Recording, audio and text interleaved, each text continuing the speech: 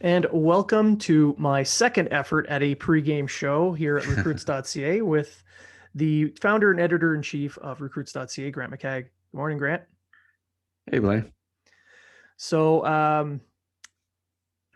I don't know if it's us that's bad luck or that the Canadians just, it's the retro jerseys, but they did not pull out a win last night against Toronto. So could you give us a quick breakdown of maybe some good things we saw?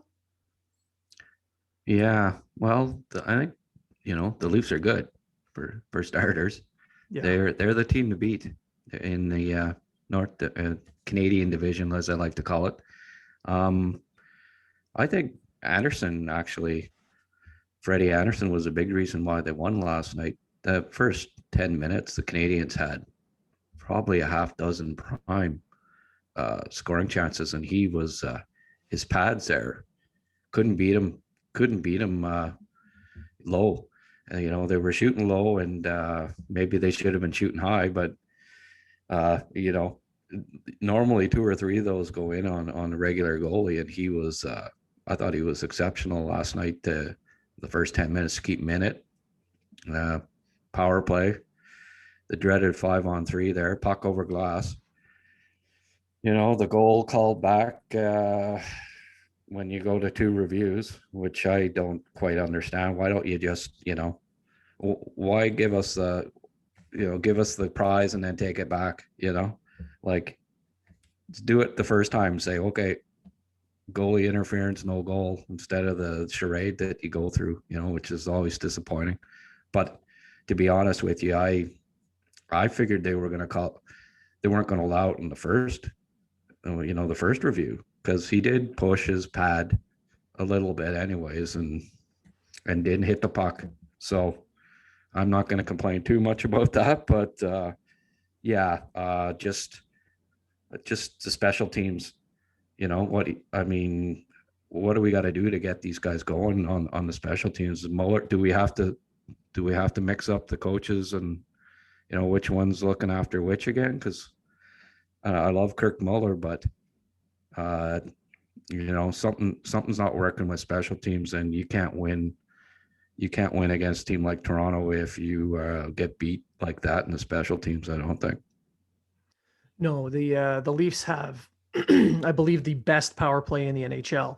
The Canadians' power play seemed to have generated a few decent chances, but didn't score.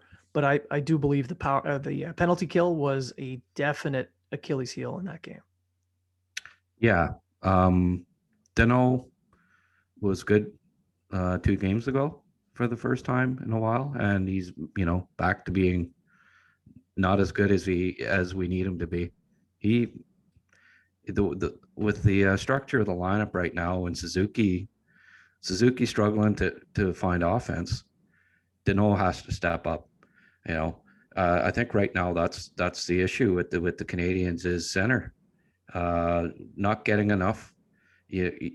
Top two centers are being outplayed by other teams' top two centers, and as Brian Wild, our friend, my former colleague, always says, win the middle, win the game. Yeah, and the inexperience is starting to show. I agree. Yeah. So that takes us to the Ottawa game, and a question I'm going to lay out to you. Is it time for Julian to make an adjustment at center and possibly spread some of Danault's ice time around? Because Kotkaniemi in that game against Toronto looked pretty good with Tatar. Kotkaniemi did look pretty good against Tatar. Yes. Yeah. With Tatar, I mean. Yeah, I'd love to see KK get more ice time when he's playing well. If he's the most effective center, uh, you know, go with who's playing, who's his confidence after he scored that goal seemed to hit another level. Um, he's got such a great shot. It just he's got to find the space, time and space to get it off. He hasn't always been doing that, but helps when you have a breakaway. Then you have time and space. Yeah, and Tatar was able to spring him for that one, and the goal that was called back would have been his as well. So um, it does seem that those two have a pretty good chemistry. So playing more than the 11 to 13 minutes per game that they had last night might be in their best interest. Yeah, I think so. Sorry, I don't know if KK would KK would have got that goal if he'd have touched the puck. But do you give a guy a goal for hitting the goalie's pad and it going in? I think it would have had to have been Armia's goal if they did allow it, because I don't believe KK even touched the puck. Uh, I reviewed it a dozen times, and every other time it was something different, just like the league. Yeah. Yeah. Well, I Now, won't argue with that. with Ottawa, the Canadians are going to be facing a team that loves to play the trap. So, how are the Canadians going to adjust to this? Forecheck. They're going to have to be hard on the forecheck, and Byron, called him out in the pregame, and he stepped up big. He was excellent last night. Looked like the Byron of old, and he's a key to teams like Ottawa with their trap, with his speed when he utilizes it. It looked like he had his speed back last game. I guess he needed a kick in the arse, and that's what he got. And he came back and played the way that he has to play to help the team. Guys like Byron and Lehkonen, fourth line, KK, all these guys can really get in on the forecheck.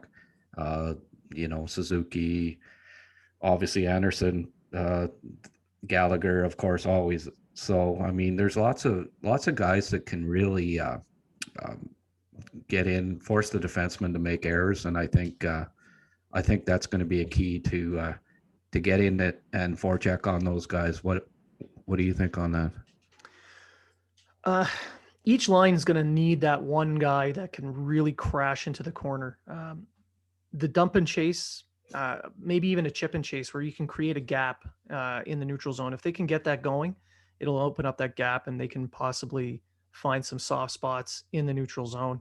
But they got to get it started with that dump and chase and that hard forecheck. But should there be any changes in the lineup to help that along? At forward, I mean, you mentioned Byron, who seemed to have found his way against Toronto, and we're hoping that against his hometown team he does the same. But is there any changes up front that might help against Ottawa? I have a feeling that probably going to be the same forward lineup for this game. Nobody really. I mean, you can't take Byron out, I don't think. Third line looked good, so you're not going to change that up probably. Nobody off the top six, so I would imagine gets that. Because they need to utilize their speed and forechecking, I don't know that they're going to make a change at forward for this game. I think the forwards played well last night. It wasn't the forwards that were the issue.